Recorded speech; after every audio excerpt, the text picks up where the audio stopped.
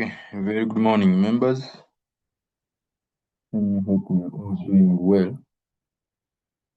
Very good morning to Mr. Oscar. Morning to Betty, Akumu. I'm seeing Jerry. Morning, how are you? Jerry, morning. Morning to Bakita and morning to Mwanje. Let me hope you are all doing well. Yes, teacher. Good morning. Shall we are fine? Okay, that's great. That's good. You should start right away.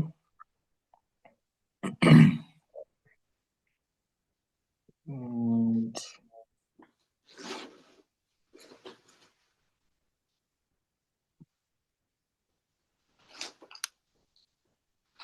okay.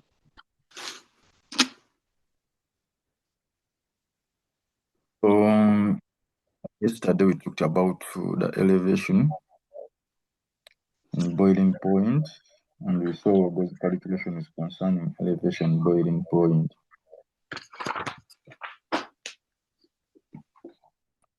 So right now we are gonna look at another concept right here. So we did all these calculations. Those who were not around or those who did not get to understand them clearly, please make sure you consult your fellows who were around or the teachers. Otherwise, we don't want to leave you behind. For the questions I left, make sure you practice them such that you get to understand them more. Yes.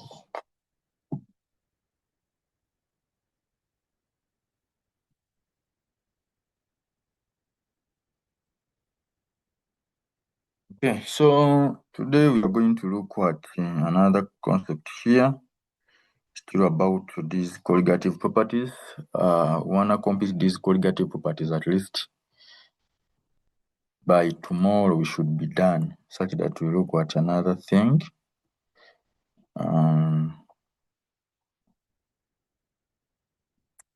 Good morning, Mr. Josh. Okay, good morning, Petronella. How are you?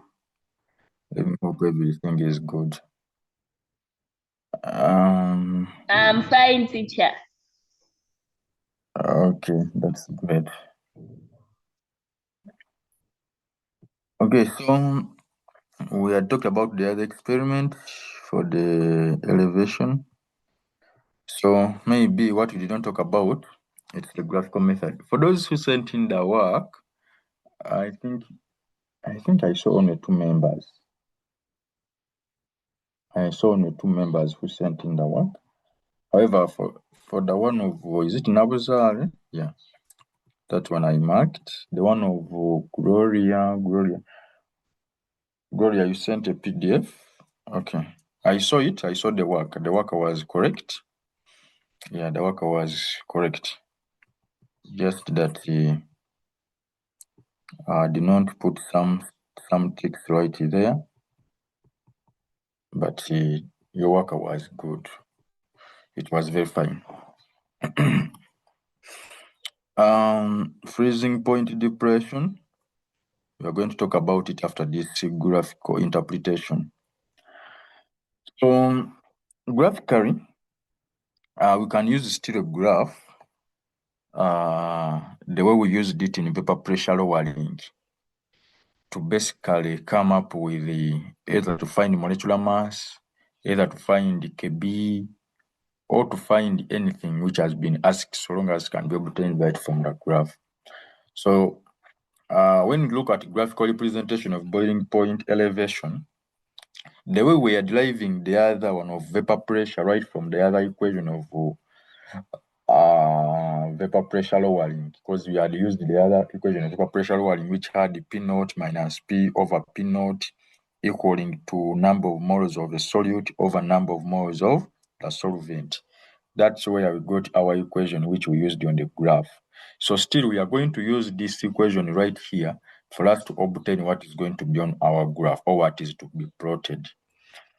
So for the case of graphical interpretation, we all know that elevation in boiling point, some of us which we have been calling dt or dtb, that elevation in boiling point is directly proportional to the vapor pressure lowering, what you call dp.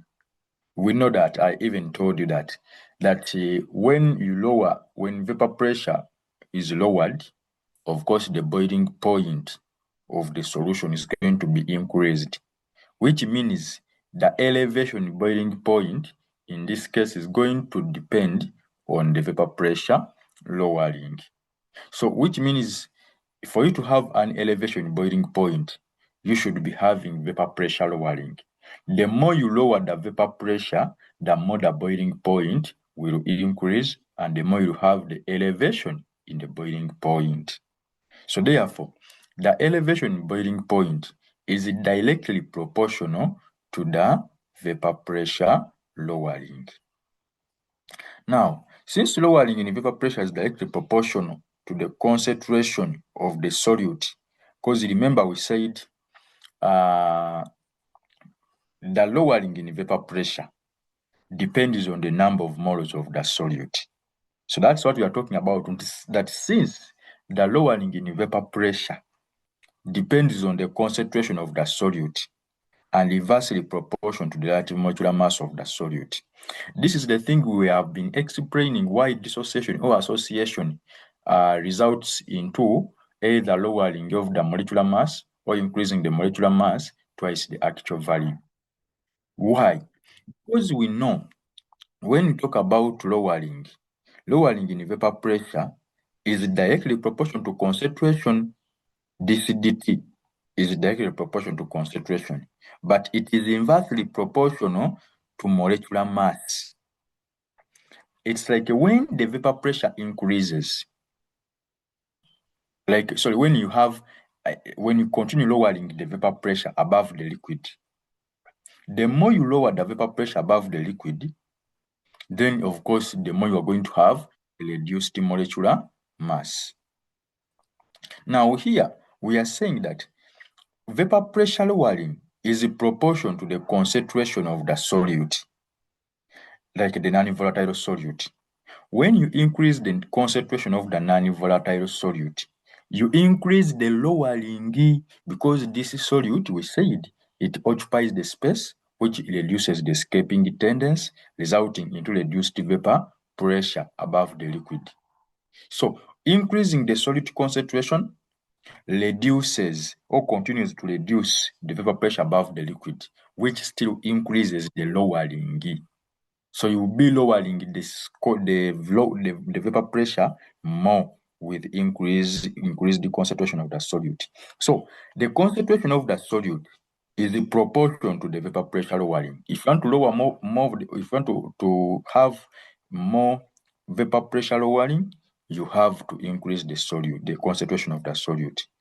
So that's why vapor pressure lowering is directly proportional to concentration. Or elevation boiling point is also directly proportional to concentration. Or depression freezing point is also directly proportional to concentration. What we are trying to mean is that all these colligative properties, vapor pressure lowering, depression freezing point, elevation boiling point, osmotic pressure, they all depend on the concentration of the solute, because we also define it, or we place it in the definition of colligative property, because we say these are physical properties of a dilute solution which depend on the concentration of the solute but not the chemical nature. So the more solute you add there, the more you are going to lower them, or the more you are going to affect them. So, but because they are directly proportional to concentration, they are inversely proportional to molecular mass, where concentration in grams of a solid per liter of a solvent, where C is concentration. So, according to this formula we have right here, the way you can see it, this formula here.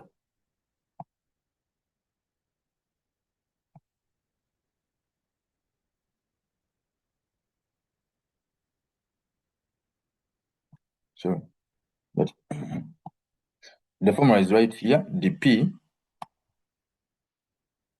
it has failed to be highlighted, but we're having dP being directly proportional to concentration, but being inversely proportional to molecular mass. So, right from there, we can modify that formula. How? To remove the proportionality sign, we can introduce the proportionality constant. So because we are dealing with the elevation boiling point, of course, the proportionality constant we are going to introduce is the elevation boiling point constant, which is Kb. So we are going to remove the proportionality sign. So we are going to remain with dt equals to what? So we are going to remove the proportionality sign.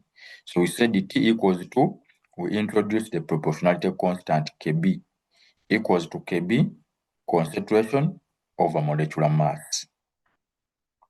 So after doing that, now we are going to look at this in a way which is, let me say, when you look at dt equals to Kb, concentration over molecular mass.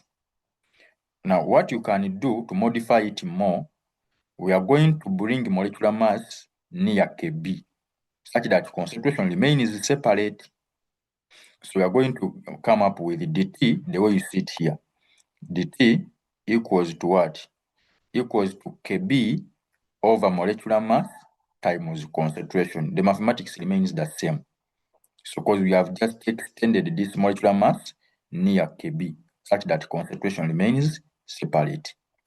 Now, when you look at this equation here, you can see, you can all clearly confess, so you can all tell us that this dt equals kb over molecular mass times concentration.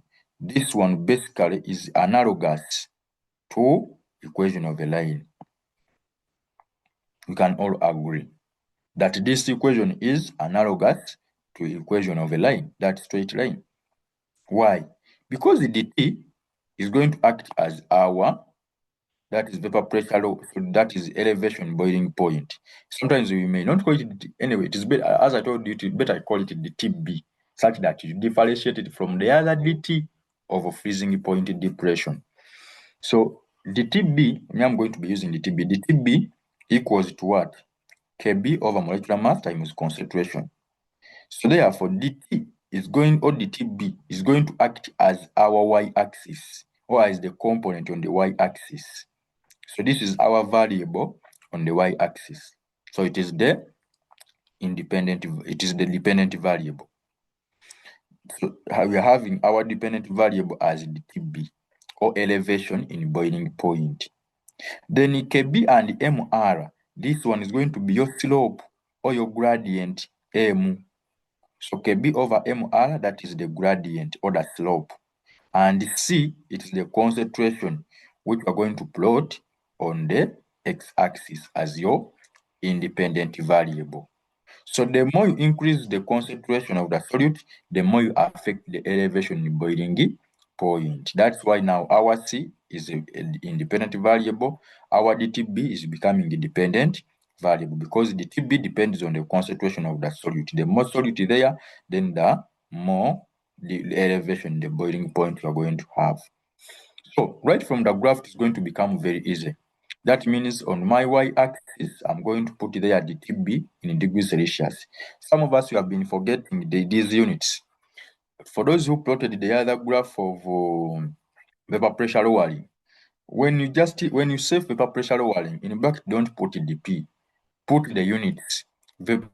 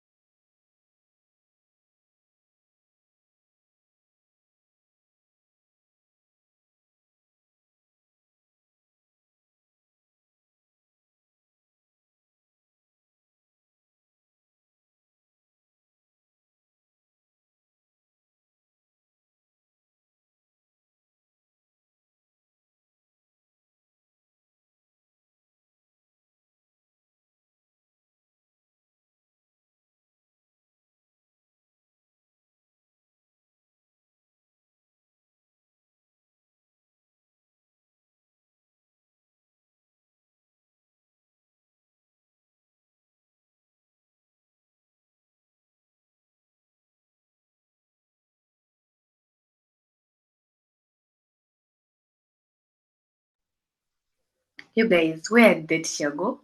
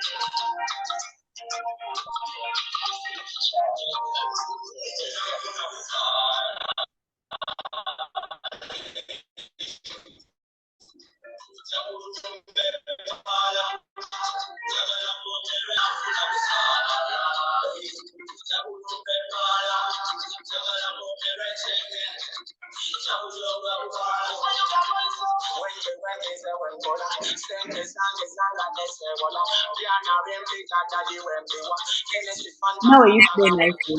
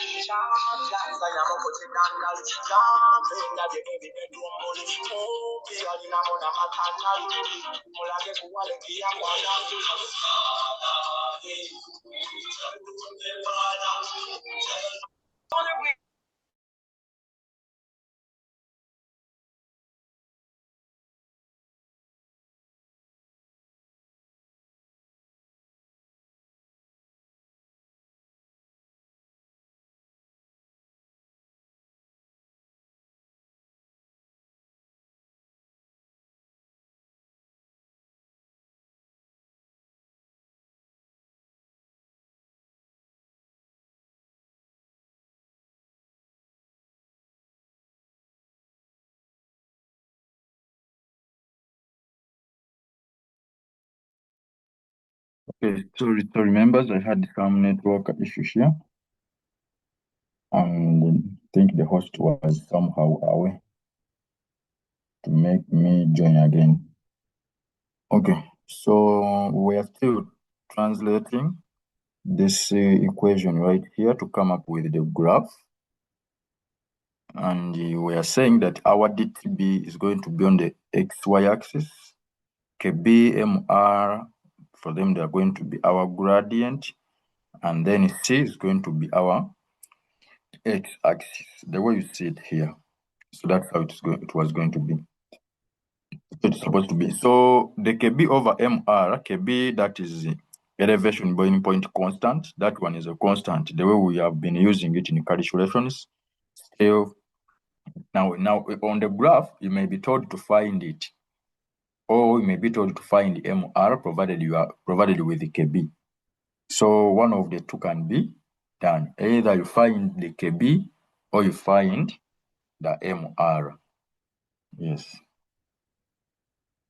Now then for the other case of I think finding the molecular mass, some of us we are failing, but what you have to know, just to make sure you always look at the values given. Sometimes they can be, like for the case of vapor pressure, they can be having some units that are supposed to be converted somehow. Yes, you have to be just very keen. Now, right from here, after obtaining our graph is going to be a straight line, the way you see it, because right from our equation, we do not have the y-intercept. Our y-intercept is 0. That means the straight line is supposed to be a straight line passing through the what? The origin. So it's a straight line passing through the origin because our y-intercept is 0. Our gradient is positive, so that's why it has a positive gradient. It's a straight line because it is analogous to equation of a line. So yeah, the way you see it here. If you want to obtain the gradient, of course, you obtain the gradient using 2 points, the way you have been doing it in math, what and what. So that one is very easy to obtain the gradient. Basically, we use the last point and you choose any other point right here on your line. You can choose this one here, you can choose any other point. But as long as you choose those 2 points for the case of y and for the case of x-axis. So you just come here on the graph and on the line, you choose only 2 points and you look for their y and their x. So when you come to the slope, that is change in y over change in x. That's y2 minus y1 over x2 minus x1. So that is very easy to get. Okay, that's for the case of graphical interpretation. If at all you have been exposed to a graph which involves the boiling point elevation, you should be able to come up with the slope. The slope is Kb over Mr. So this slope is different from the other one of vapor pressure lowering. So this should be in your head because you can be given data which is having vapor pressure lowering and concentration. They tell you to plot and you calculate and from the graph you calculate the what? The Kb or the molecular mass of the solute. So you should be in a position to obtain the slope, and after obtaining the slope, you should be able to find either Kb or to find the molecular mass. Okay, so we go to freezing point depression. This one is also somehow similar in the way we have been handling Kb. So the things won't confuse you a lot, because at least there are some things which are going to be somehow similar or related. What is the freezing point depression? The other we're talking about of boiling point elevation. Now here we are in a freezing point. It means we are, when talk about a freezing point, we are solidifying something. Something is being solidified. So freezing point depression or freezing, the way we define the boiling point, that what is a boiling point? That when you say it is that constant temperature at which the liquid boils, but right here, for us to have a freezing point, or what you call a freezing point, it's also constant temperature. But at this temperature, the liquid coexists with its solid at the same saturated vapor pressure, or the vapor pressure is supposed to be the same, which is above that liquid. So at a point where a liquid is being converted into a solid, or a solid is being converted into a liquid, that point can be called 2 names. You can call it a melting point, or you can call it freezing point. So that point where the liquid and the solid coexist and exert the same vapor pressure, that point is what you call the freezing point, or you can call it the melting point. But you call it freezing point if at all we are talking about conversion of a liquid into a solid. We call it a melting point if you are talking about conversion of a solid into a liquid. But right here, because we are in freezing point, we are now looking at the conversion of the so-called liquid into solid state. However much, at that point, the 2 states exist or coexist. The solid and the liquid, they do coexist and they exert the same vapor pressure.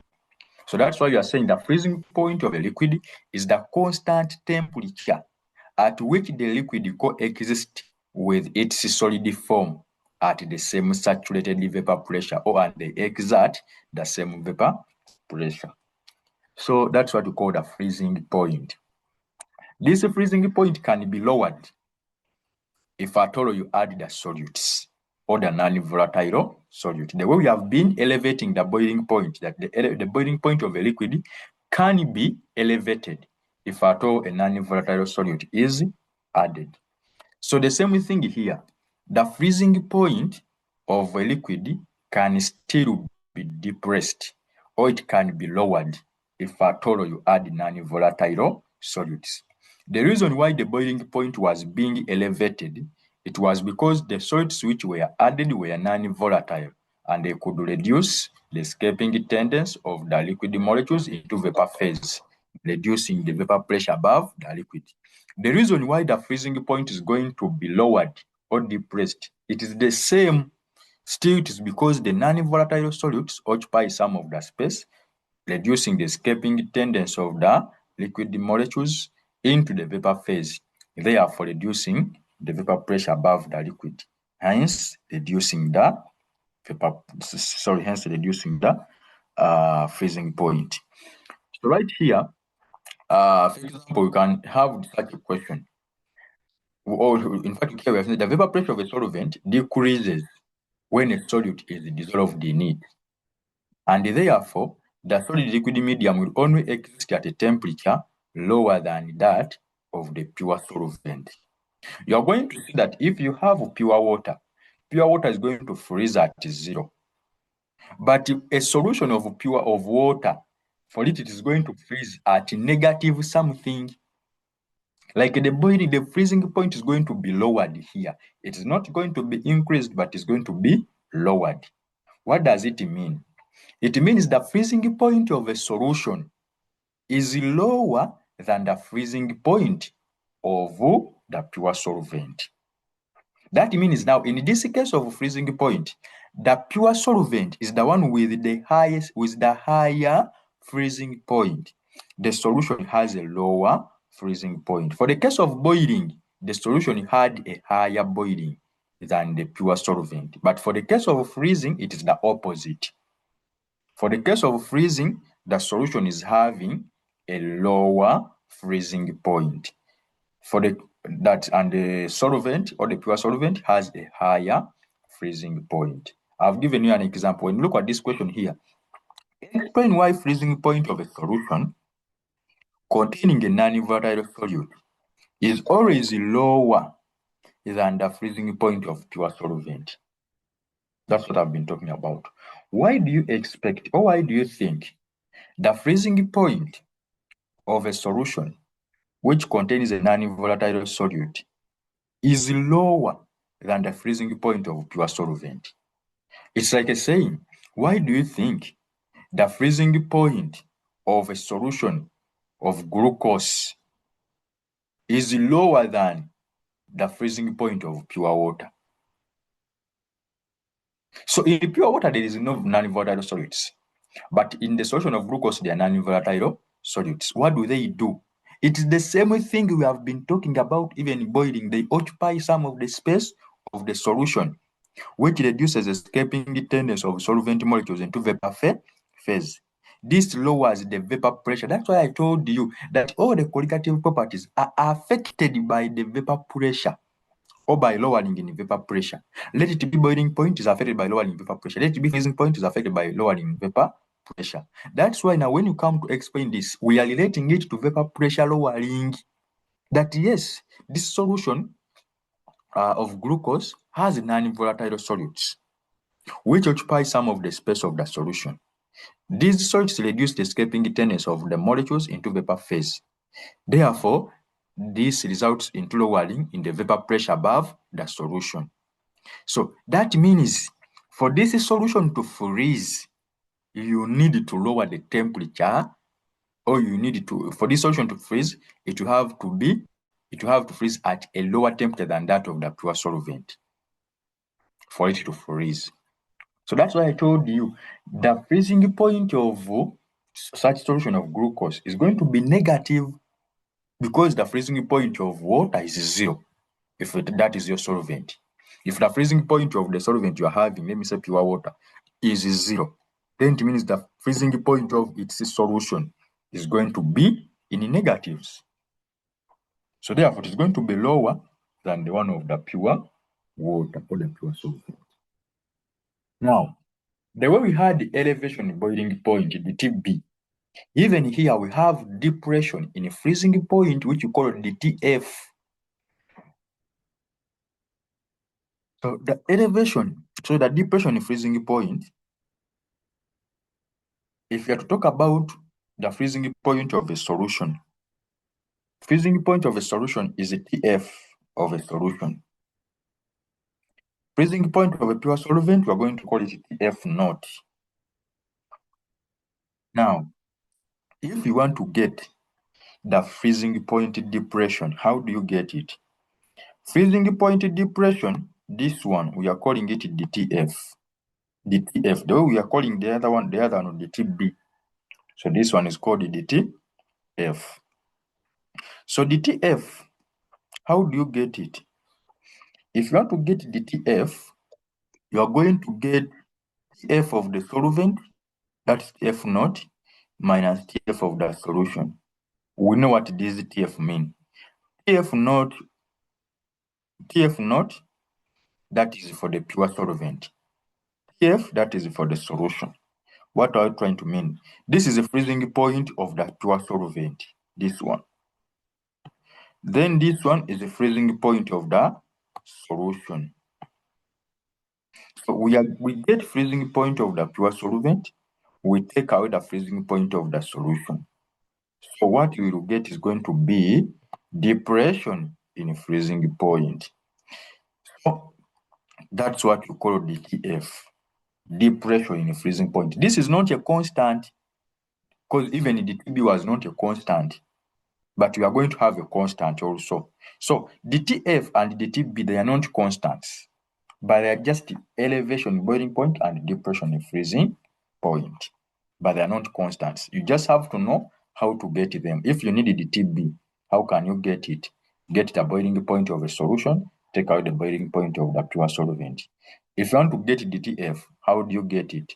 Get the freezing point of the pure solvent, take out the freezing point of the solution, because the freezing point of the pure solvent is higher than the freezing point of the solution. But for the case of boiling point, the boiling point of the solution is higher than the boiling point of the pure solvent. So the two guys, I said, they are just opposite in terms of boiling point and freezing point. Okay, so that's how best we can get the TF. So if you want the TF, make sure you start with the solvent, then you take away solution, because the solution has a lower freezing point, but the pure solvent has a higher freezing point. If you have to look at this graph, which is showing the variations, the way we looked at it for the case of freezing boiling point elevation, if this one, the 760, if it is going to be the vapor pressure right here, which is at equilibrium, so which is the external vapor pressure, that's 760 millimeters of mercury. This line, I think, was supposed to be right here. This 760 was supposed to be here, where there is this dotted line, this last dotted line here. Okay, so right here, if you have to interpret such a graph, we are having now, when you look at this one, we have point F, C, A, B. Then you have F, C, E, D. Now, here we have different phases as we are going to look at them. So those two graphs, the first one, curve AB, from point here to here, that curve represents variation of vapor pressure, the way you see it here on the y-axis, variation of vapor pressure of pure solvent with the temperature. Then curve CD, C to D, that is, I think it is moving right from E. So it can come right from C, E, D. So curve CED or curve CD, that one also represents variation of vapor pressure of the solution with temperature. So from A to B, that's a curve of pure solvent. So it is representing the variation of vapor pressure of pure solvent with the temperature. This one is basically representing the variation of vapor pressure of the solution with the temperature. Then curve FCA, FCA, the way you see it here. So that one is representing variation of vapor pressure of pure solid with the temperature. Because right here from F, you have solid. Now, as you are moving up, you are having melting point. Remember the temperature is right here. So we have temperature increasing as you are going this side. As you increase temperature, it means you are melting. When you decrease temperature, that means you have a solid. So which means this F here, where there is F, we have a solid there. So as you continue going to C to A, that means the solid is changing into a liquid. That's why here A to B is a pure solvent. C to D, that's a solution. That means they are no longer solids. So when you're talking about of freezing, you have to move from D to E to C to F. So that means you are converting the liquid into a solid. So where there is F, that one we have a solid substance existing there. But for the case of A to B, that is liquid. E to D, that's a liquid. So, but point C and point A, those points, they are like melting points, or you can call them freezing points, because those are the points where the solid changes into a liquid, and that's where the liquid changes into a solid. So point C and D, as we are going to call it, when you look at point C, it's the freezing point of a solution, or you can call it the melting point of the solid. But basically, it may not come out when you look at melting point, because here we're dealing with the two things. We are dealing with the solvent, and at the same time, we are dealing with the solution. So C is acting as the freezing point of the solution. If your solution is coming right from D to E to C here, when this solution reaches this point C, it starts to solidify and it enters F. So this is acting as the freezing point of a solution. Then from B to A is acting as what? A is acting as the freezing point of the pure solvent. As this liquid is coming from B and it's going back as the temperatures are decreasing from B downwards, temperatures are decreasing. When they reach point A, now at point A, you're going to have your pure solvent solidifying. That's why here at A, we are having TF naught. That's why here at C, we are having TF. TF means the freezing point of solution. TF naught means the freezing point of pure solvent. This curve AB, we said it is for the pure solvent. This curve CD, it's for the solution. But for us to have freezing point, you have to decrease temperatures. So, but when you look at the x-axis, the temperatures are supposed to be increasing. So when you are increasing temperatures, it means you are having melting. But because we are talking about freezing, we have to move right from B to A. So that's why we are saying from B to A, at point A here, that's the freezing point. From D to C, at point C, that is also freezing point, because at point D, we have solids there. The temperatures have continuously decreased. So this graph majorly gives the students challenges because you are not reading it in the same way you read the one of boiling point. You have to read it in a reverse way, because if you're talking about freezing point, you are supposed to talk about it in a way that the temperatures are decreasing. But because your x-axis is showing increase in temperature, so when you are reading the graphs, you have to read it in a way of decreasing temperature such that you can come up with freezing. That's why I'm reading from B to A. So from B to A, as you can see here, the liquid is busy undergoing freezing. So because the temperatures are decreasing. So at point A, that's where that's the temperature at which the pure solvent is going to start freezing or solidifying. From D, as you are going to E to C, now at that point C, the solution will also start to solidify. By the time we reach F, we already have only solids. Okay, so the way you can see them there, so they are saying the point A at which the curves FCA and AB meet is the freezing point of the pure solvent. That's point A. Point C is the freezing point of the solution. Curve CD is below curve AB at all temperatures because the vapor pressure of the solution is always lower than that of the solvent. Okay, TF naught, that is the freezing point of the pure solvent. Then TF, that is the freezing point of the solution. So we said if you want to get depression in freezing point, if you want to get depression in freezing point, we said make sure you have the freezing point of the pure solvent, then you have the freezing point of the solution. When you have the two freezing point of the solution and freezing point of the pure solvent, you can easily get your depression in freezing point, because depression in freezing point equals to what? Equals to freezing point of the pure solvent, like a pure water, take out the freezing point of the solution, like a solution of glucose. So that one is very easy to get. So the way we had a constant in elevation boiling point, we still have a constant right here. So the constant we had in elevation boiling point was Kb. The constant here in depression freezing point is not called Kb, but instead it is called Kf or Kf. The name we gave to Kb was ebullioscopic constant. You make sure you remember that word. For the case of Kb, it can be called ebullioscopic constant. Then for the case of Kf, that is for freezing point depression constant, that one we call it Kf or cryoscopic constant. So cryoscopic constant, the cryoscopic constant, this one, it is still behaving in the same way we had Kb. If you are to define it, it is also depression in freezing point.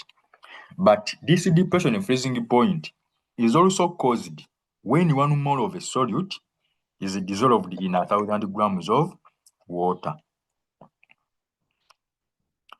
Because when you look at Kb, for the case of Kb, we said that Kb is the elevation in boiling point, which occurs when 1 mole of a solute is dissolved in 1,000 grams of the pure solvent. Now, even this side, we are dealing with 1 mole in 1,000 grams of the pure solvent. But just the difference here is that we are depressing the freezing point, not elevating the boiling point. That's why you're going to define our freezing point constant or freezing point depression constant as the depression freezing point, which occurs as a result of addition of 1 mole of a solute in 1,000 grams of water.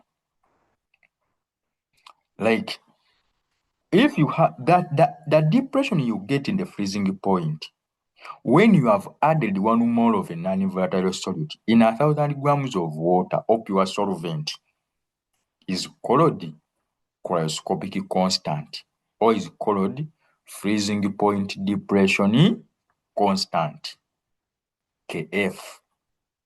The way we are defining Kb as elevation boiling point caused when 1 mole of a non-volatile solute is dissolved in 1,000 grams of the pure solvent. It is the same thing here. Still here we are looking at it as the depression freezing point, which is caused when 1 mole of a non-volatile solute is dissolved in 1,000 grams of water.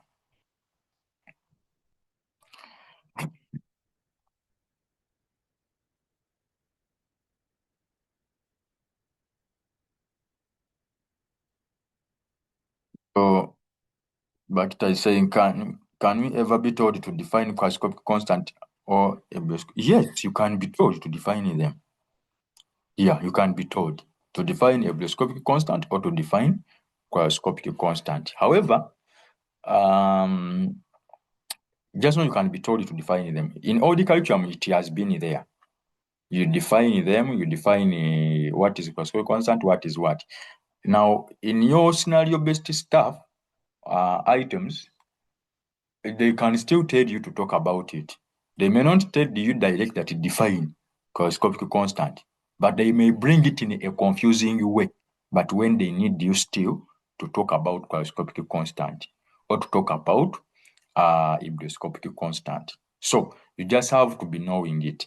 The question may not be direct that it define microscopic constant or define a hygroscopic constant, but basing on the way how the task has been phrased, you can be told so.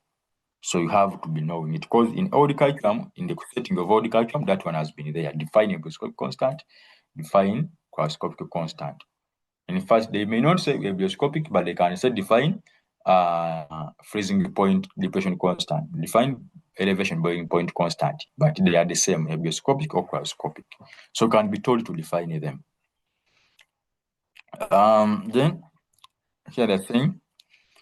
So if you're talking about freezing point depression constant, DTF, if you remember very well, now for the case of the constant is KF, the way we have been looking at KB. Now, we want to look at this guy. When you look at DTF, that's depression freezing point, that one is not a constant, DTF. You remember that? So DTF is directly proportional to the vapor pressure lowering. That one is very okay. Oh, that one you have talked about it. Like, the depression in freezing point is determined, or is affected by vapor pressure lowering. The more you lower the vapor pressure, the more you depress the freezing point, or the more you lower the freezing point. And what brings about more lowering in vapor pressure? The increase in the concentration of the non-volatile solute. That when I talked about it. Because we said dP is directly proportional to concentration. That's why down here we are saying dP is directly proportional to M, or molarity. Molarity is the same as concentration, or number of moles in 1,000 grams of water or pure solvent. So dTF is directly proportional to dP. We can all agree that the colligative property, the freezing point depression, depends on the vapor pressure lowering, or is affected by the vapor pressure which is above the liquid. So increase in the vapor pressure above the liquid will now decrease the freezing point. Sorry, increase the freezing point. But when the vapor pressure above the liquid decreases, even the freezing point will continue to decrease. So that's why we are saying the TF is directly proportional to dP. But we all know dP is directly proportional to the number of moles in the solution. The more solids you have in the solution, the more you are going to depress the freezing point. The more you are going to have reduced vapor pressure. That's why down here we are saying, but dP is directly proportional to M. M is what? Molarity, or you can call it concentration. So what does it mean? That means since dP is directly proportional to M, and dTF is also directly proportional to dP, therefore dTF is directly proportional to M down here. It's a direct translation that dTF, the depression in freezing point, is proportional to M, or to molarity, or to the number of moles in the solution. So the number of moles in the solution, they are basically directly proportional to dTF. When they increase, they also increase the dTF. When they decrease, that means they also affect the dTF.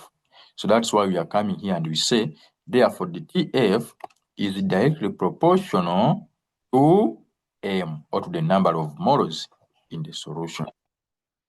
So right there, after understanding that, we all know that dTF, which is equal to which is directly proportional to M, we can easily change, or we can easily remove the proportionality sign. and we introduce the proportionality constant. So dTf right here is going to be equal to what? To Kf times m. But m is your concentration, which concentration you can easily get it as mass over molar mass. Sorry. Yeah, that's the moles or molarity. So now from there, we are having dTf being directly proportional to m, or dTf being equal to Kf times m. M is molarity, or which is concentration.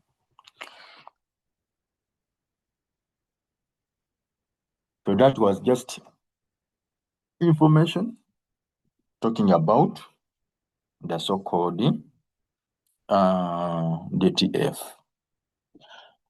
Now, after understanding that, we can still use an experiment to determine the molecular mass of a solute that's using freezing point.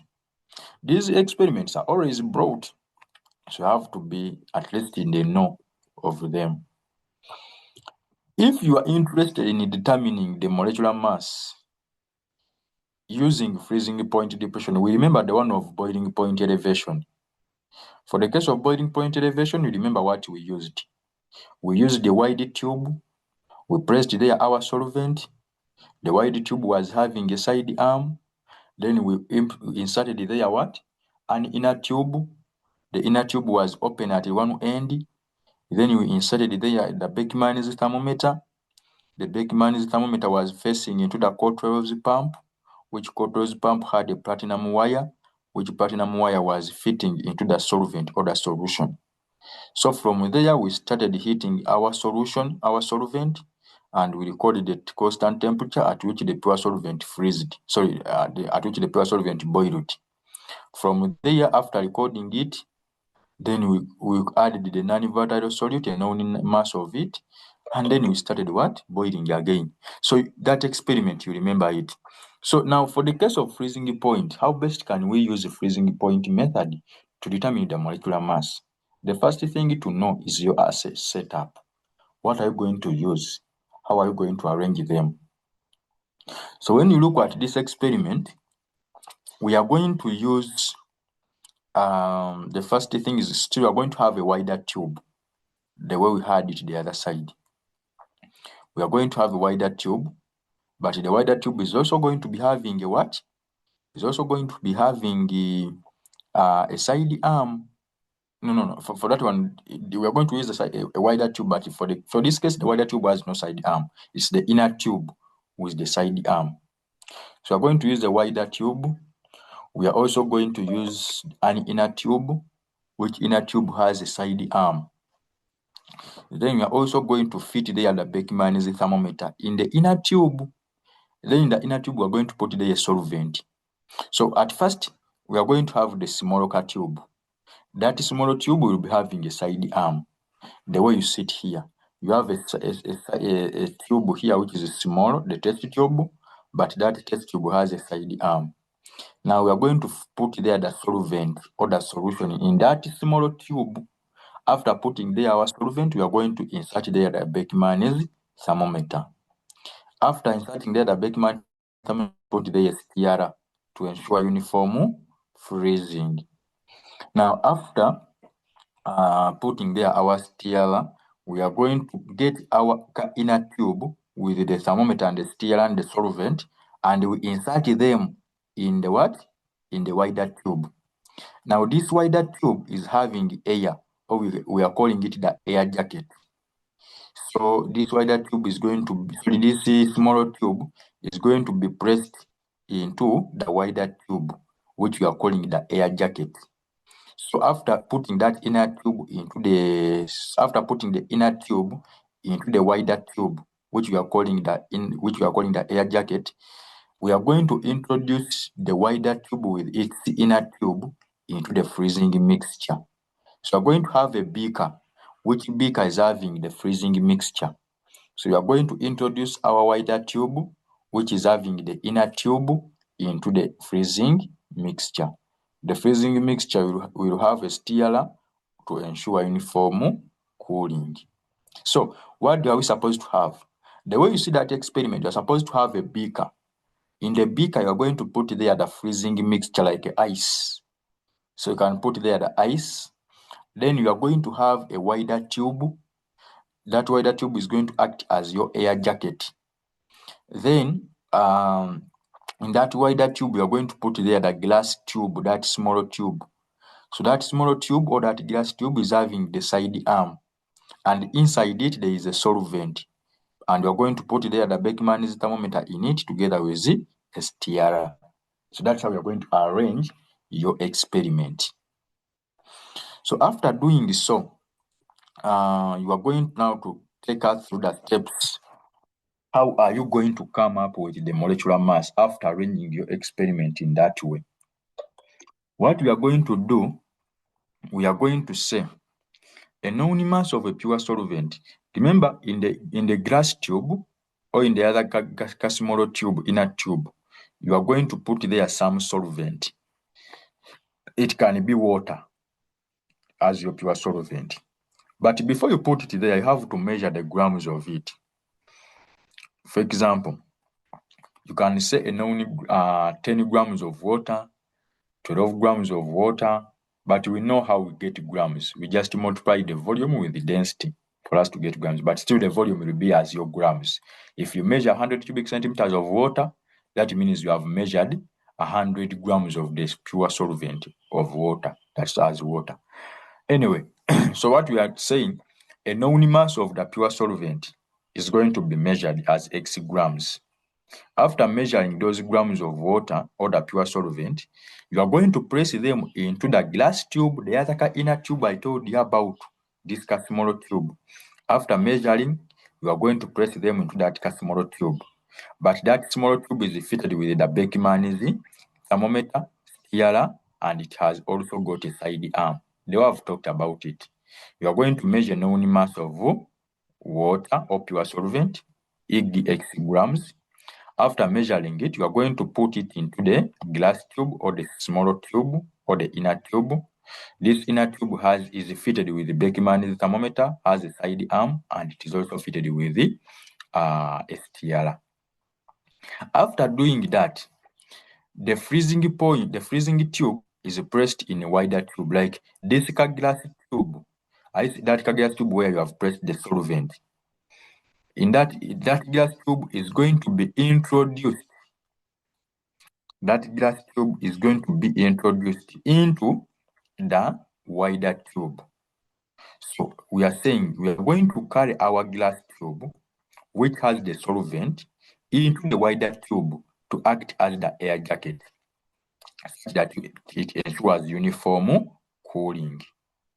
So you are going to get your smaller tube, your glass tube, which has the pure solvent, which has the Beckman's thermometer, and which has the steel and the side arm.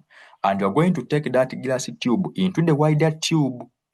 When you put it into the wider tube, that wider tube is going to act as the air jacket. The air jacket basically ensures uniform cooling. Not that only one part cools, the other one is left behind. No, it ensures that all the parts of the solvent, they have cooled or they have solidified. Now, after doing that, after putting it into the air jacket, you are going to take this air jacket with its glass tube into the ice freezing mixture. That's why you are saying the whole apparatus is put in the vessel containing the ice freezing mixture that is kept stirred.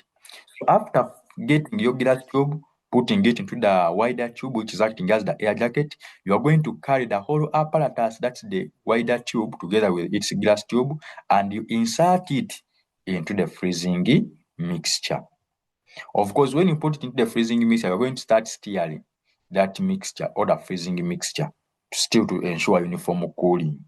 So as you are stirring the uniform mixture, so the ice freezing mixture, you are going to start recording the temperature at which this solvent freezes. So you are going to allow this guy to cool while stirring until a constant temperature at F0 obtained when the liquid starts to freeze. The moment you see that, oh, my solvent has started freezing, that temperature at which that pure solvent starts freezing or solidifying is what we are going to call the freezing point of the pure solvent. So you are recording it right from the Beckman thermometer. So for you are going to start observing the solvent. When that solvent starts freezing or begins freezing, you record the temperature at which that solvent started freezing. And that temperature is going to be the freezing point of the pure solvent. If it is water, that solvent is going to start freezing at 0. And you record that 0 degrees right from your thermometer. Now, after that solvent freezing, you are going to now remove the whole apparatus, because we have already recorded the freezing point of the pure solvent. Now we need to obtain the freezing point of the solution. So that means you have to add non-volatile solid to create a solution. So what we are going to do, we are going to first remove our whole apparatus from the freezing mixture. We are going to remove our wider tube together with the glass tube, which has a solidified solvent. Remember now our solvent has solidified. So we are going to remove the glass tube and the wider tube right from the ice freezing mixture. When we remove them, remember our solvent had solidified, so we have to melt it. So when we remove them, we are going to melt the solvent back to liquid, or we are going to convert it back to liquid. So we are going to do what? We are going to melt the solvent. So when we melt the solvent, now after melting it, we are going to add some solid there, the non-volatile solute. So we are going to add the non-volatile solute into the solvent via the side arm. But the non-volatile solute you are going to add there, you have to measure the grams you are adding. That's why you are going to say a known mass. So here they are saying a known mass of solute Y is added to the solvent through the side arm. Remember, you have melted your solvent after freezing. Now the solvent is back to liquid. Now right there, you are adding a known mass of the non-volatile solute, which solute can be Y. Sorry, which grams can be Y, whatever you want to call it. So you add the non-volatile solute right there. That's Y grams of it through the side arm. Now after adding it there, you take back this glass tube into the wide tube. After taking it back into the wide tube to act as the air jacket, you take the whole apparatus back into the freezing mixture. Now you still observe what is going to happen, or you still observe the freezing point of the solution. So now you are going to give it some time as it is freezing, as you are also stirring. So you are going to keep on stirring as the solution is busy freezing. Still, you are going to record the temperature at which the solution starts to freeze. The moment you see that your solution has started freezing, now you are going to record the temperature at which your solution started to freeze. So that temperature is going to be the freezing point of the solution, but we expect it to be lower than the one of the pure solvent. If the one of the pure solvent was 0, it means the one of the solution is going to be around negative 0.4, negative 0.3, around there. So after recording the freezing point of the solution, freezing point of the pure solvent, then it means you can come and treat your results. So the way we treated the results in elevation boiling point, it is the same way we are going to treat results here. Because remember, in elevation boiling point, we still use that experiment to get boiling point of the solution and boiling point of the pure solvent. So for the case of this experiment of freezing, we have used it to get the freezing point of the solution and the freezing point of the pure solvent. So you can see that we have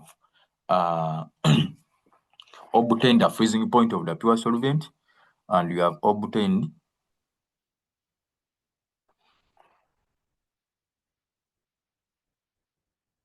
And he has obtained what? The freezing point of the solution. Now, how are we going to treat our results?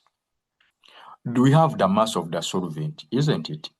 Yes, as x grams. We measured our solvent before freezing it, and before obtaining its freezing point, we measured its mass as x grams. We measured the mass of the solute, y grams.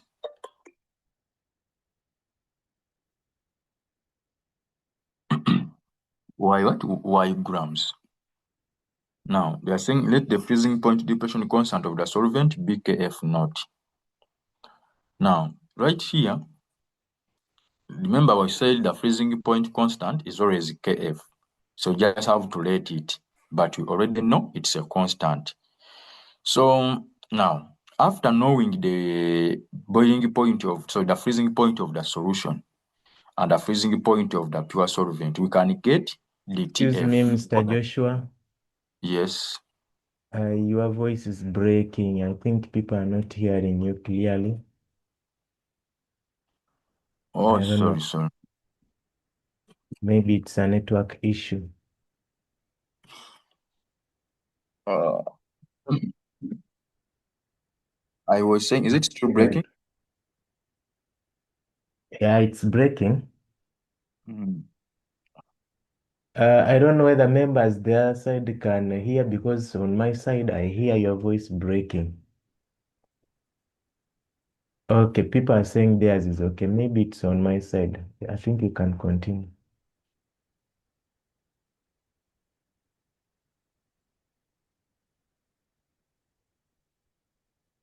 Okay, so I was saying that for the case of treatment of results, we have already obtained the mass of the solvent as x grams. We have already obtained the mass of the solute as y grams. So we know the mass of our non-volatile solute as y grams. We know the mass of the solvent which dissolved the solute as x grams. We already know the the freezing point of the solution as TF.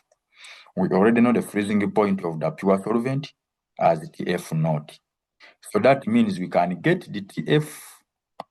So how can you get the TF? To get the TF, we are going to get the freezing point of the pure solvent.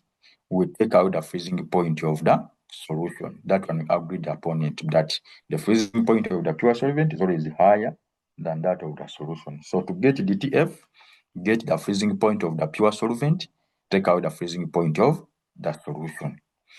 So we have the DTF. We have also let our freezing point depression constant to be Kf, because it is supposed to be Kf. So we have let it there. So don't just introduce, you have to let it. So now we are going to go back. Remember, what we want is to calculate the molecular mass. So we are going to state the way we stated them, by the way, in boiling point. It is the same way we are going to be stating them down here. So they shouldn't confuse you. So if you understood how we calculate these things in boiling point, it is going to be the same way even in freezing point.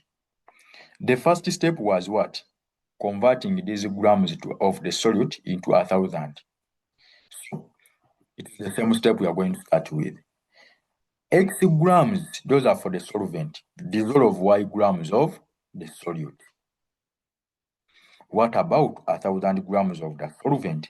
Dissolve how many grams of the solute? We get the grams that are dissolved in 1,000 as 1,000 Y over X.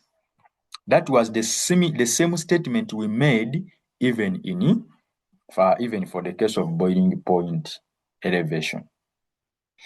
So after getting the grams in 1,000, now we are going, remember we want molecular mass. But as we said for the case of Kb, that molecular mass is in Kb for the case of boiling point. Even here, molecular mass is going to be related to Kf, because remember in Kf we said here this depression freezing point is caused when 1 mole of a non-volatile solute is dissolved in 1,000 grams of the pure solvent. So because it is 1 mole of a solute, 1 mole of a solute is equivalent to molecular mass of that solute. So it's the same thing we are going to relate. If we want molecular mass, we are going to relate with the Kf. KF has got our molecular mass. Because for us to have this depression freezing point, which we call KF, we should have dissolved 1 mole of a non-volatile solute. So now here we are going to say, okay, that dTF, which is TF naught minus TF, that dTF, that depression freezing point, is the one which is caused by these grams you have obtained here. So that dTF, that depression freezing point, is caused by these grams you have obtained here. After telling us that the TF is caused by these grams right here, what about KF is caused by which grams? It is caused by molecular mass, the way we are doing it in KB. So when we use our KF, what we are going to obtain here is going to be our molecular mass. So the statements are the same. So that's why even the calculations are going to be very easy. Just that you have to understand here that you are dealing with the freezing point, you are dealing with melting point, so you are dealing with freezing point. Excuse me, teacher. Excuse me, teacher. Yes. Teacher, I'm asking from here, from DT is elevation of boiling point caused. From what? DT is elevation of boiling point caused.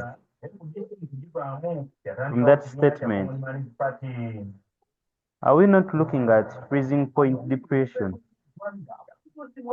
Yeah, now Mwanje, that's why I told Yes, you. DT is just general. We are generalizing. When you say DT, you are talking about just either elevation or depression. But now, it's like DT is a change in temperature. DT. But that change in temperature, it can be either elevation in boiling point or it can be depression in freezing point. So where you see DT, DT is just a general statement. It's a general formula to represent change in temperature. DT doesn't mean elevation in boiling point, doesn't mean depression in boiling point. However much, as I told you here, they are using it as DT. But I told you we can use it as DT or DTF or DTB, depending on what you are talking about. When we are talking about boiling point elevation, we are using DT. But I told you it's better use DTB or you put the word B there, such that you get to know that this DT is for boiling, this DT is for freezing. But even if you use DT, so long as you understand its meaning. So the DT we are using right here, that's why here in this formula, DT we are saying is equaling to TF naught minus TF. Because here we are talking about DTF, however much here they have just said DT, but we know we are talking about DTF. DT then is small f. The change in temperature or change in the freezing temperature. So this DT is change in freezing temperature, DTF. However much it is written here as DT. But for you, you can add the F there. So this DT is not only for boiling, as the way you use DT the other side. So for the other side of boiling, which we said you can use that as DT or you can use it as DTB. The same thing here. We can use it as DT or we can use it as DTF. So to avoid the confusion, use it as DTF for the case of freezing. For the case of boiling, use it as DTB. Put that word. When you write DT, put the word B. The letter B. When you are in freezing, when you write DT, put the small letter F. So such that it becomes DTB, DTF. To avoid the confusion, but DT is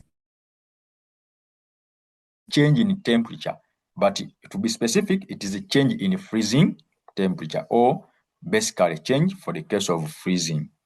So right here, this DT you are seeing is not for the boiling, it's not for the elevation boiling. This DT, we are meaning the DTF. However much, these guys, what they have done here in these statements, because any human can make a mistake. What we are seeing here, they are saying elevation. of boiling point. This statement was not supposed to be elevation boiling point, this one.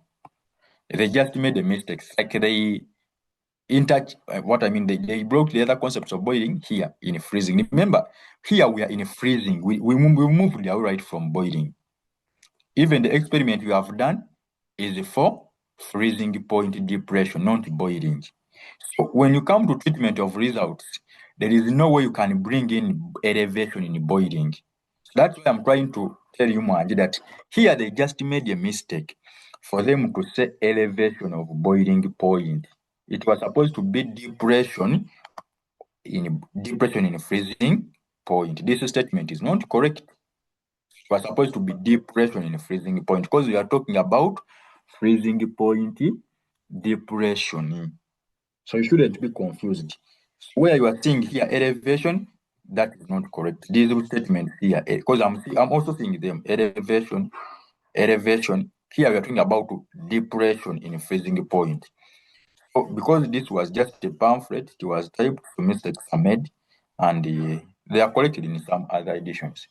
But right here, what should be in your mind that we are not talking about elevation, but we are talking about depression. Just that this was a mistake. So where you are seeing here elevation, just know we are talking about depression. Just that was a typing error. So this DT here is not for elevation, it is for the depression. That's why here in our bracket we have TF naught minus TF, whereby TF naught means what? Freezing point of a pure solvent. TF means the freezing point of the solution. So this was supposed to be depression in freezing point, not elevation in boiling point. Hope that one is very clear now.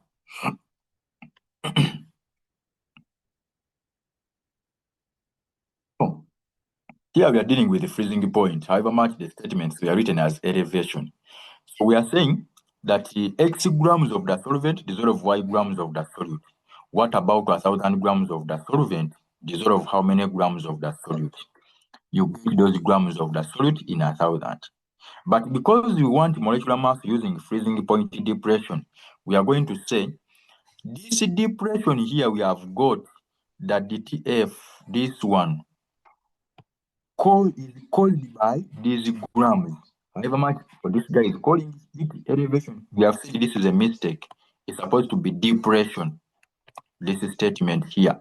It's supposed to be depression. The TF is depression in freezing point caused by those grams. What about KF? KF is depression, even this statement here. You just have to correct it.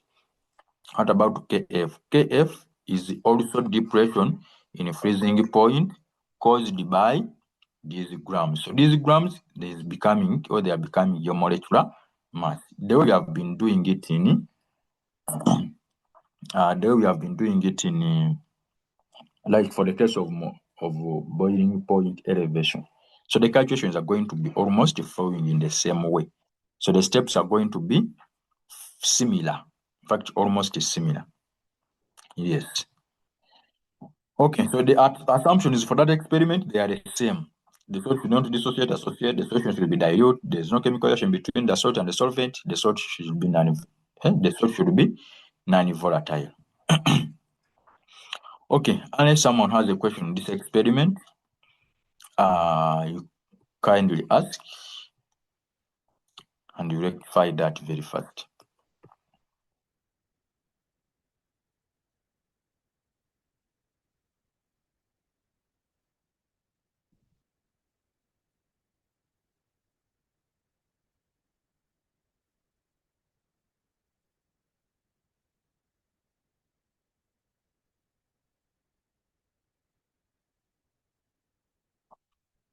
Okay.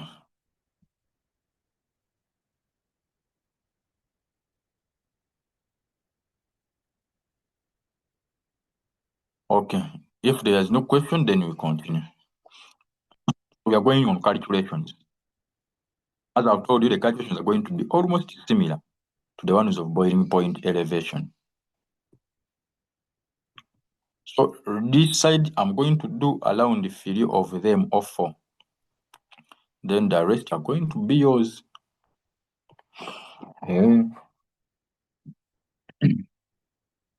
Okay, so the first one, question 1. Liquid camphor freezes at 175 degrees Celsius.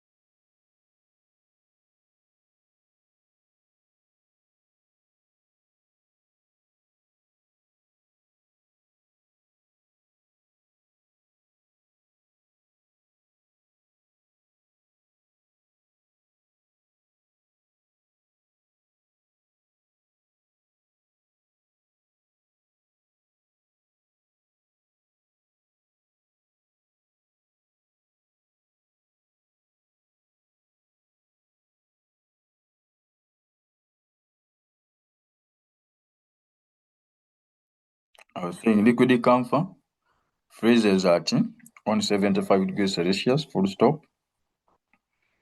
A solution of 1.54 grams of naphthalene in 18 grams of camphor freezes at 148.3 degrees.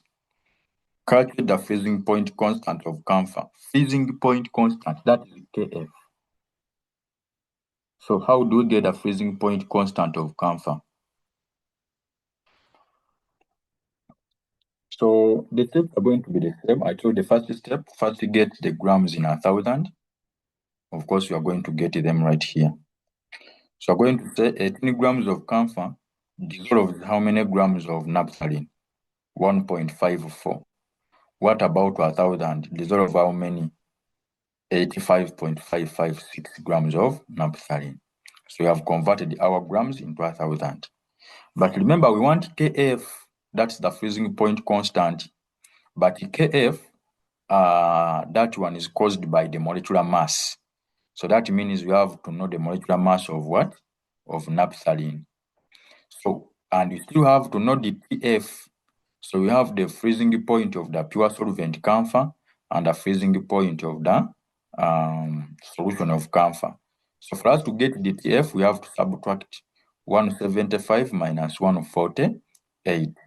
So the DTF, or the freezing point depression, is going to be 26.7 degrees.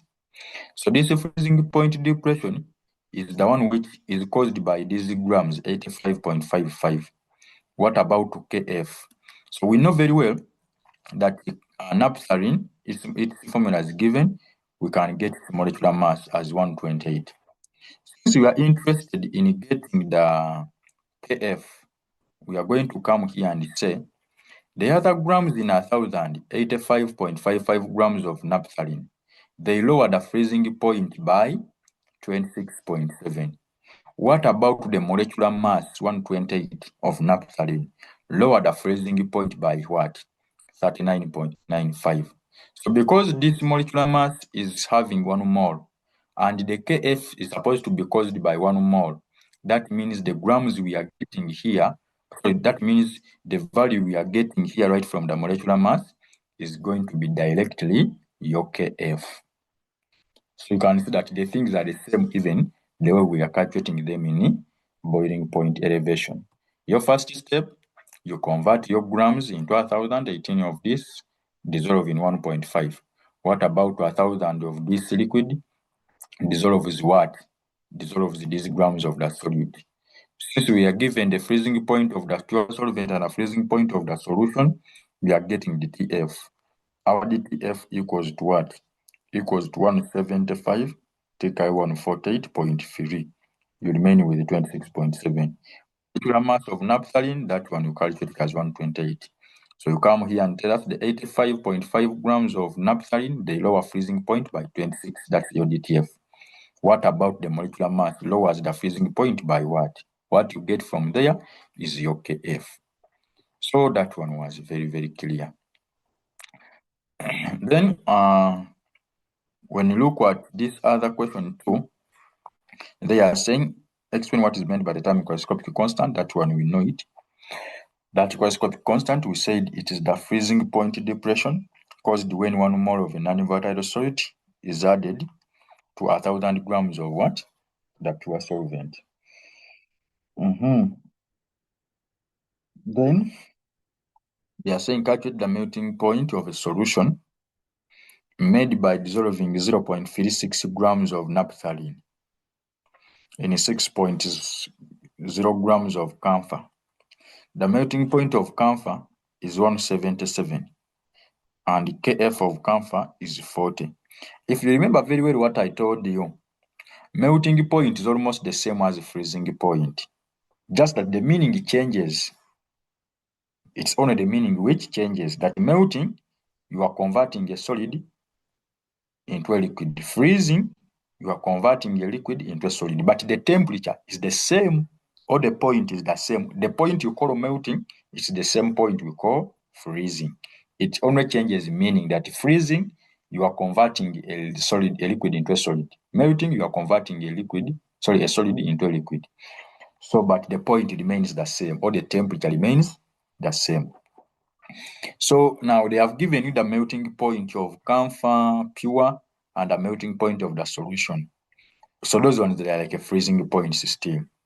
So now, how are we going to get the melting point of the solution? Because we have the melting point of camphor, but we still have the Kf. How best can we get the melting point of the solution? We can only get when we have the Tf. So because if you have the one of the solvent, but you don't have the one of the solution, it means you are going to use the Tf, which equals to Tf naught minus Tf. To get Tf, you need to be with the Tf naught and the Tf. But you already have the Tf naught as 177. Okay? Yeah, as 177. But we don't have Tf. It's what we are looking for. We don't have the Tf. But we can get the Tf. How? We are going to first convert our grams to 1,000. 6.0 grams of that solid, 6.6 grams of the solvent camphor, dissolve 0.36 grams of naphthalene. What about 1,000 grams of camphor? Dissolve how many grams of naphthalene? 60 grams still. After getting the 60 grams of naphthalene,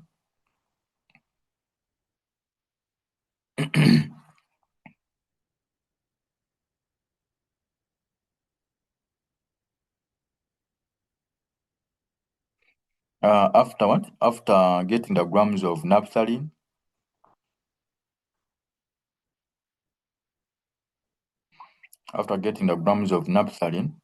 as 60 grams, the molar mass, which is we got it as 128. That one is the one which is responsible for Kf, which was given.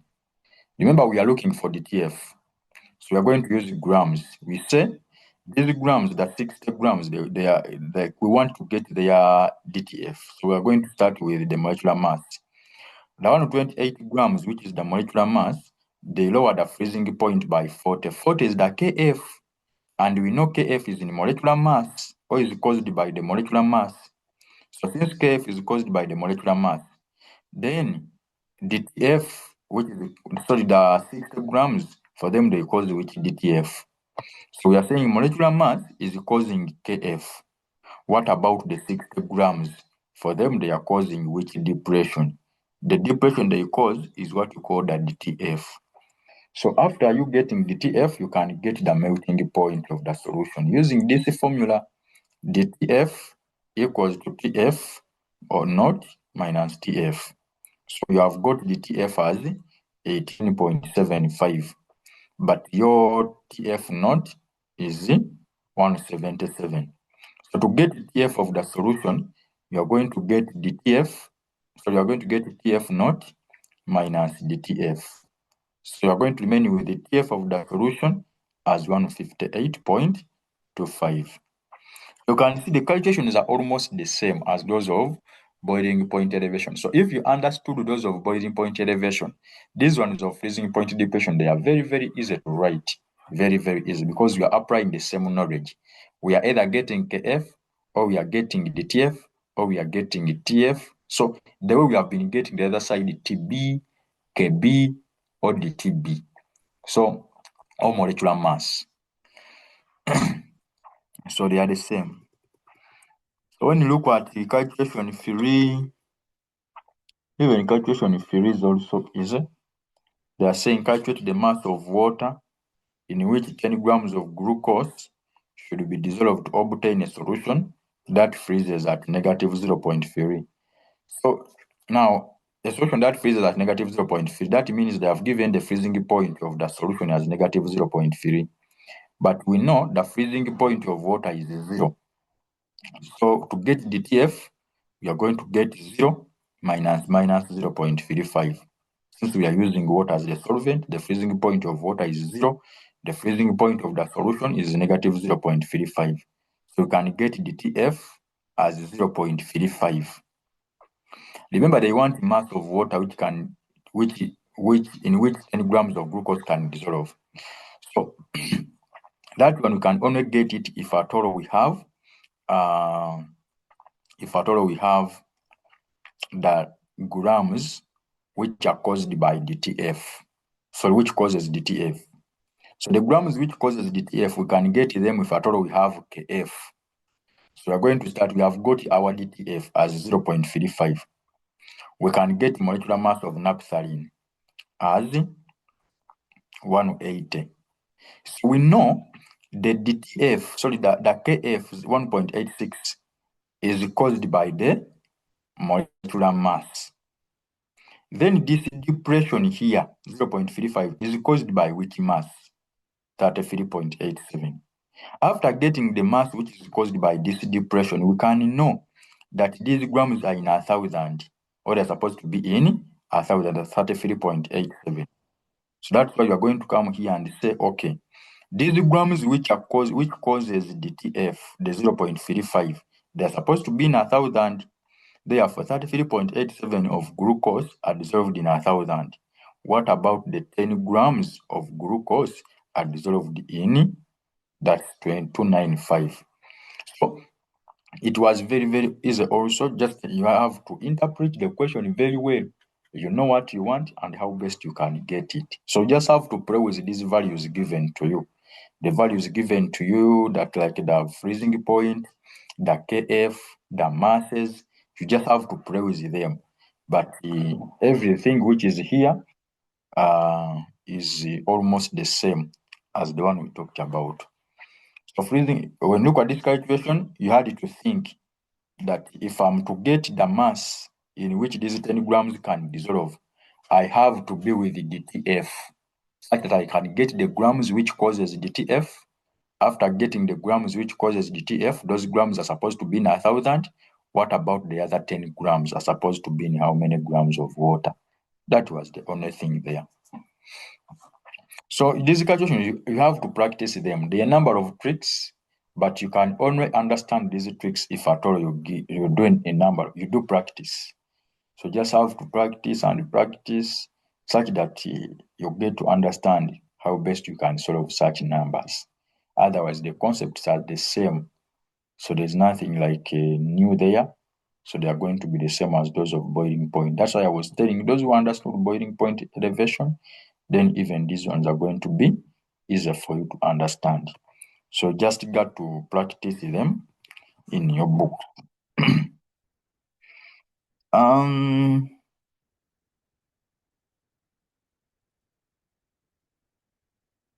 Who can take us through question 4? I need someone at least to take us go through question 4. For me, I'm done 3 of them, so at least I need one member.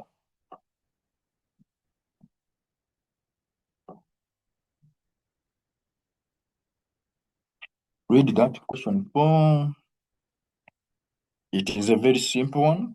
A solution containing 1.2 grams of ethanoic acid in 80 grams of water freezes at that. Calculate the relative molecular mass of ethanoic. So we're using the solvent as water. Who can calculate that? The molecular mass. You have Kf in the bracket.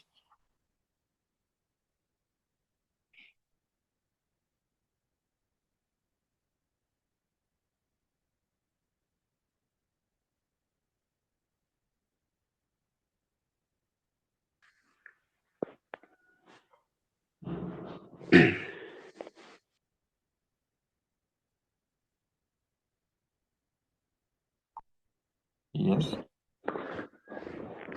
Morning, members. Morning. How are you? Master, let me try. Okay, we can try. A solution containing 1.2 grams of methanoic acid in 80 grams of water freezes at negative 0.46 degrees Celsius. Calculate the molecular mass of ethanoic acid. So in the question they have given us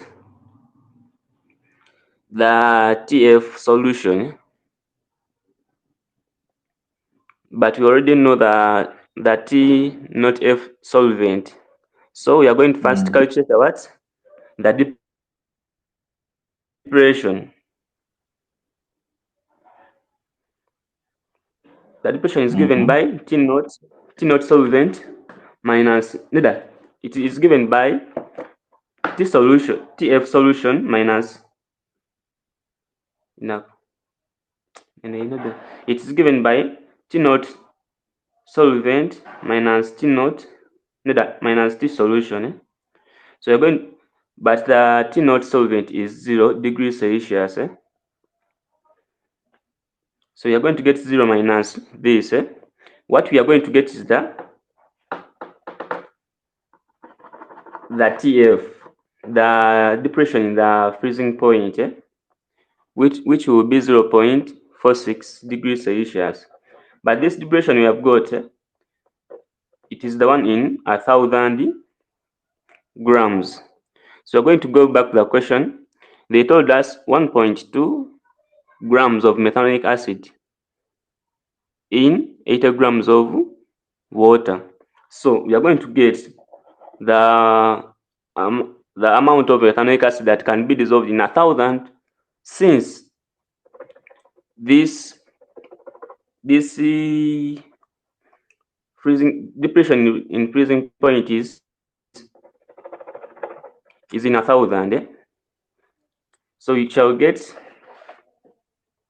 80 grams of water dissolve 1.2 grams of methanoic acid. So 1,000 will dissolve how many? And if 80 grams of water dissolve 1.2 of methanoic, 1,000 will dissolve how many? 1,000 times 1.2 out of 80.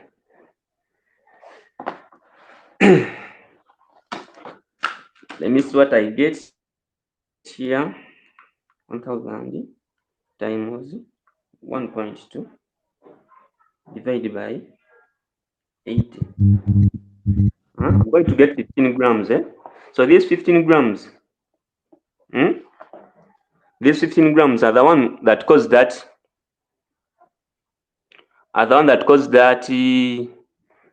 freezing point depression. So we are going to say 0.46 degrees Celsius was caused by this 15. Now we shall have to find the amount of the mass of ethanoic acid that can cause the 1.86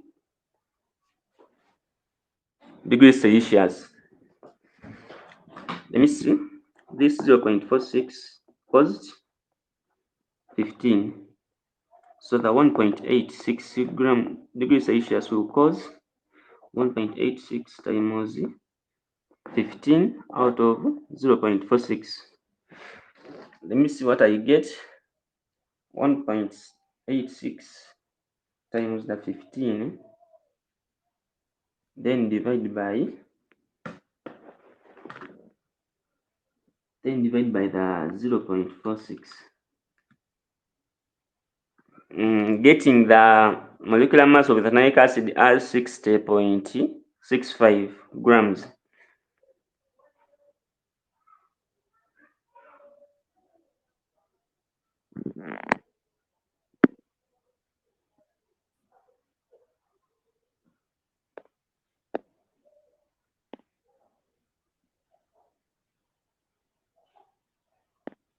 Once I'm done.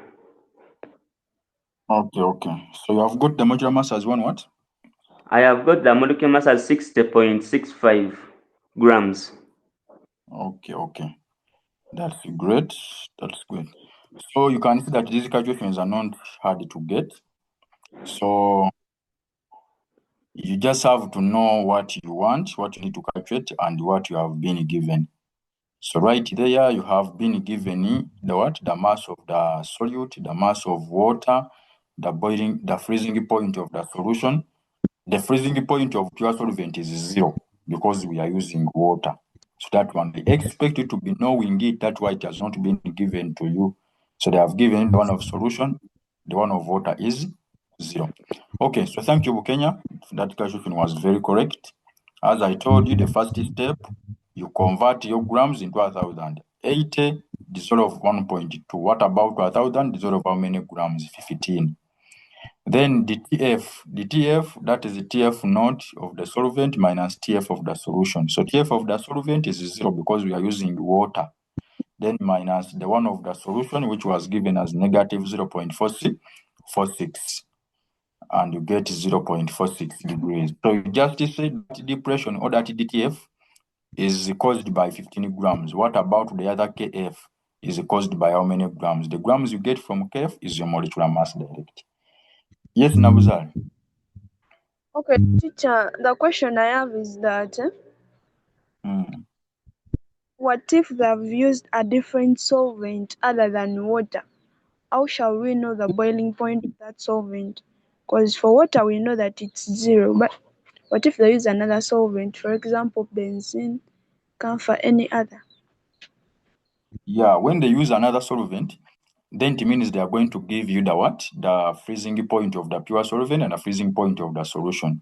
The way you see this example up here. Here we use the camphor up here. We use the camphor as the solvent. So its freezing point was given. You don't need to assume it as 0. The only one which won't be given to you is the one of water because they know you know that one. So, but for other solvents, you'll be given the freezing point. If at all, you need to use it.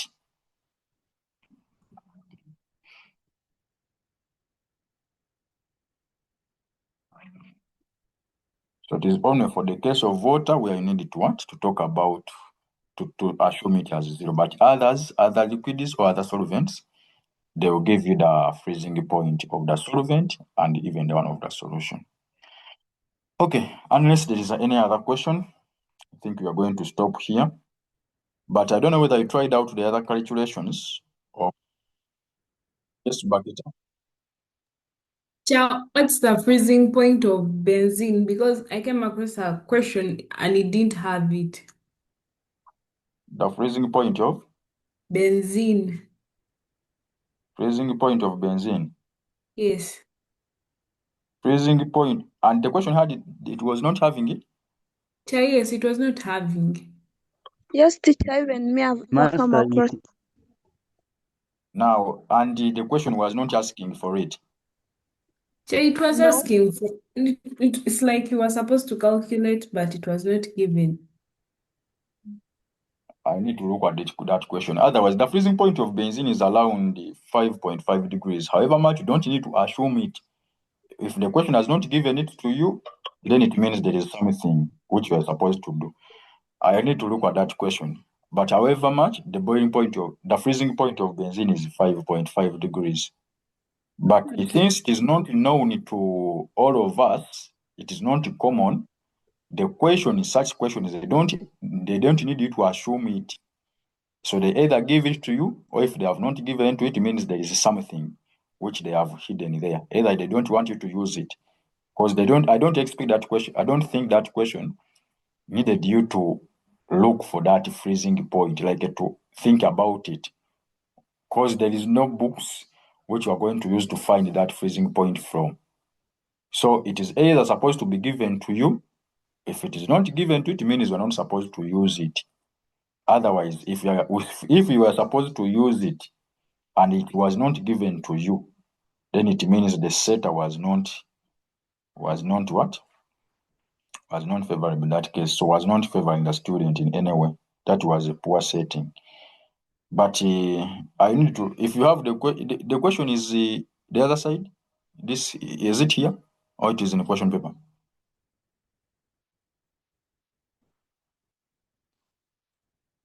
It's in Mr. Details book. Oh, okay. But if you really need to use it, it is around 5.5 degrees Celsius. But Yes. it was supposed to be given to you. Otherwise, such freezing points or boiling points, they are not assumed, except for the one of water. Because with that one, they know that the freezing point of water is 0, the boiling point of water is 100. But for other solvents, they are not assumed. So they are Yes. always given to you. Okay. Okay, unless there's any other question before we leave, but if it is not there, we're going to stop right here. Is there any other question?